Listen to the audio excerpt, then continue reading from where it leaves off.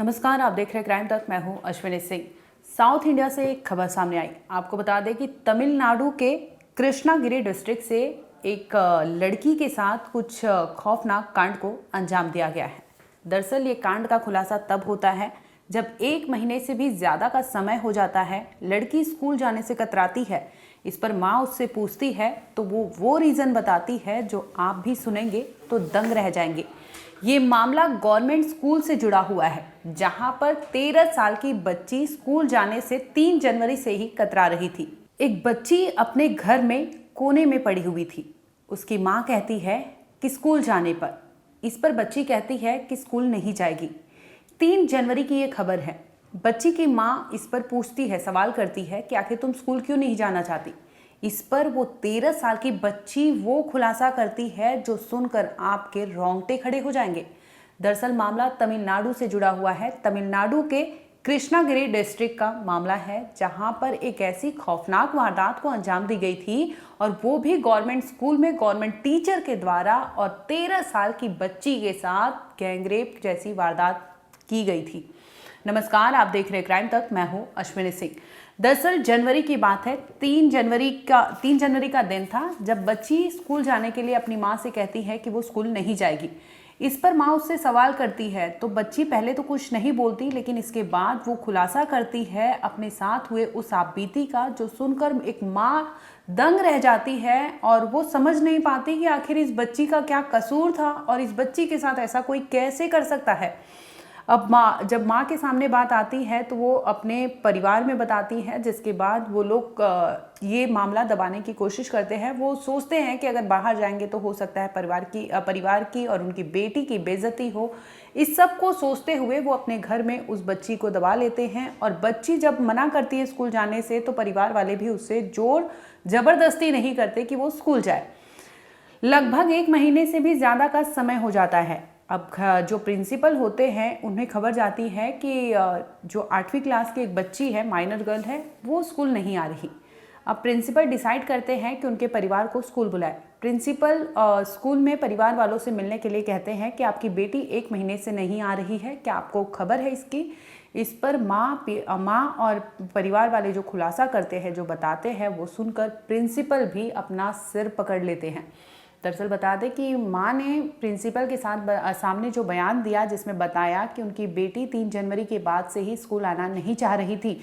दरअसल बेटी ने अपनी माँ से कहा था कि माँ, स्कूल में उसके साथ गंदा काम किया जाता है, उससे गंदा टच किया जाता है, बैड टच किया जाता है, क्योंकि 8वीं क्लास की बच्ची थी, 13 साल उम्र था, तो वो अपने आप में उसे पता था कि बैड टच क्या है, गुड टच क्या है। ऐसे में तो उन दरिंदों ने उस लड़की की अस्मत इज्जत इस तरह से उसकी लूटी थी कि वो बच्ची खुद को बयान नहीं कर पा रही थी, और वो इतनी शॉक्ड थी कि घर में भी वो एक कोने में दुबकी रहना पसंद करती थी, बजाय इसके कि स्कूल जाना।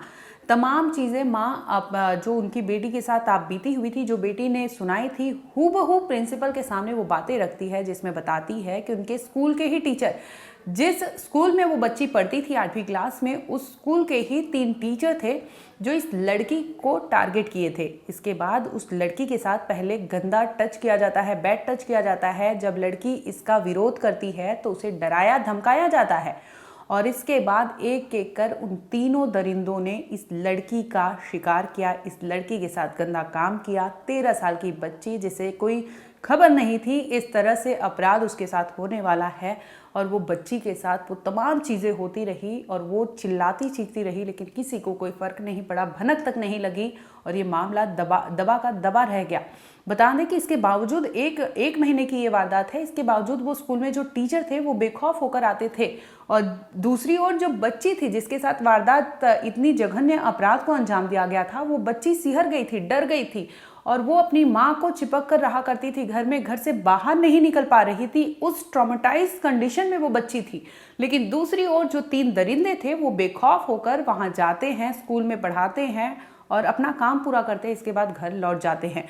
तकरीबन 3 जनवरी का ये मामला बताया जा रहा है। इसके बाद जब खुलासा होता है, प्रिंसिपल के सामने ये पूरी बात सामने आती है, तो प्रिंसिपल फ़ौरन उसकी माँ से कहते हैं कि आप फ़ौरन इस वक्त जाइए पुलिस स्टेशन में, मुकदमा दर्ज कीजिए। इसके साथ ही जो डिस्ट्रिक्ट चाइल्ड प्रोटेक्शन ऑफिसर है उनको भी इसकी खबर दीजिए और बाकायदा वो प्रिंसिपल मदद करते हैं।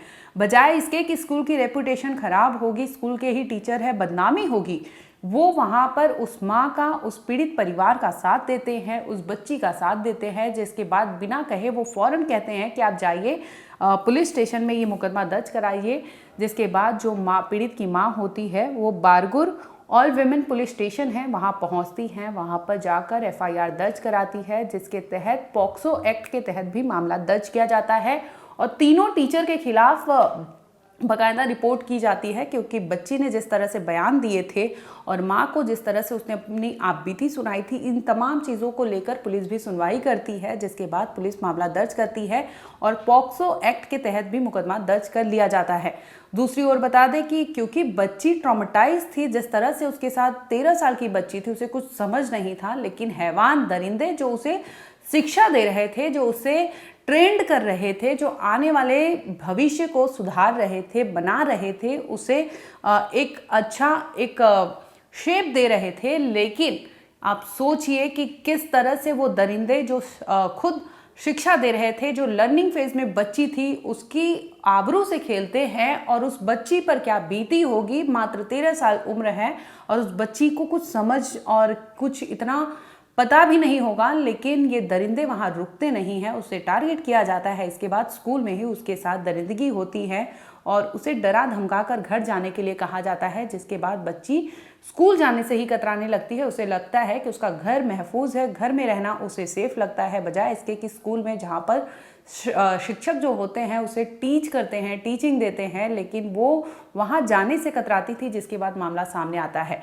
फिलहाल आपको बता दें कि इस मामले में जो बच्ची है उसका मेडिकल भी कराया गया है, इसके साथ ही उसकी काउंसलिंग कराई जा रही है, क्योंकि बच्ची जो शॉक्ड कंडीशन में है, उसके साथ जो हुआ है इस तरह से इतना जघन्य अपराध, वो भी 3-3 दरिंदे, और उसकी उम्र क्या है, उसकी बॉडी क्या रही होगी और वो कैसे झेली होगी, ये तमाम ऐसी चीज़ें थी जिससे जो सब कुछ नज़र में रखते हुए उसका मेडिकल कंडीशन देखते हुए उसका काउंसलिंग भी कराया जा रहा है। दूसरी ओर उसका मेडिकल ट्रीटमेंट कराया जा रहा है, क्योंकि वो सदमे में है, वो शॉक्ड है, उसे ये चीज़ों से डील करना उसे पता नहीं था और इस तरह से उसकी जो आगे की चीज़ें उसे करनी थी, भविष्य बनाना था, उसे कुछ बनना था, उसके कुछ सपने थे, सभी को एक तरह से पानी फेर दिया। और वो पानी फेरने वाला कोई और नहीं बल्कि खुद उस स्कूल के 3 टीचर निकलते हैं। जिसके बाद पुलिस मामला दर्ज करती है और फौरन स्कूल के उन टीचर के पास पहुंचती है और उन्हें वहां से गिरफ्तार करके ले जाती है।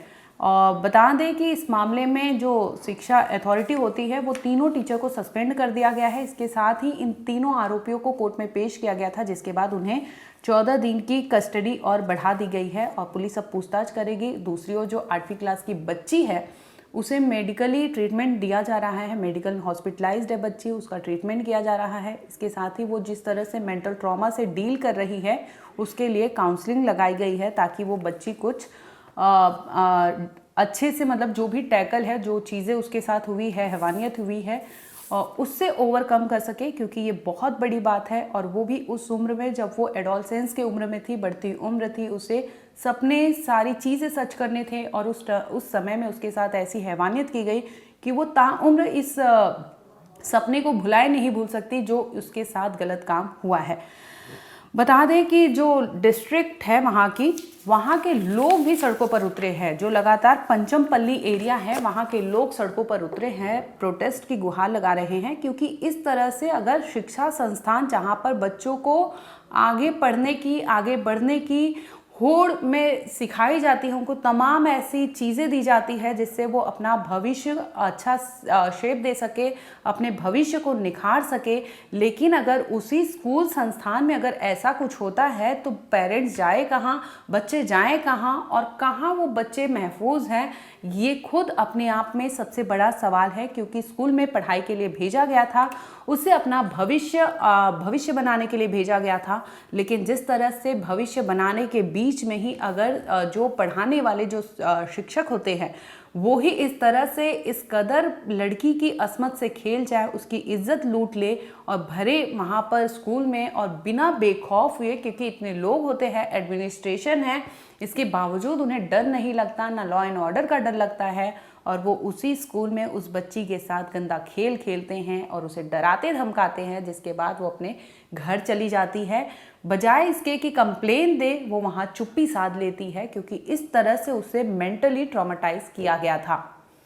फिलहाल आपको बता दें कि इस मामले में तीनों आरोपी, जो लड़की ने 3 टीचर का नाम लिया था, जो 3 टीचर उसने बताए थे कि इन तीनों ने उसके साथ गलत काम किया, उसे गलत टच किया है, उसके साथ गंदा काम किया है। इसके बाद पुलिस वहां स्कूल पहुंचती है, तीनों टीचर को अरेस्ट करती है, जिसके बाद उन्हें आगे की कार्रवाई चल रही है।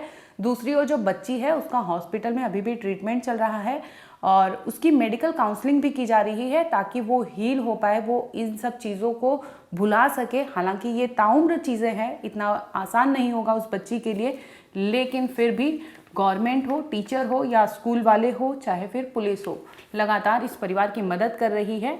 और फिलहाल इस केस में यही है कि तीनों आरोपियों को गिरफ्तार कर लिया गया है और तीनों की कस्टडी जो है 14 दिन के लिए और भी मिली है।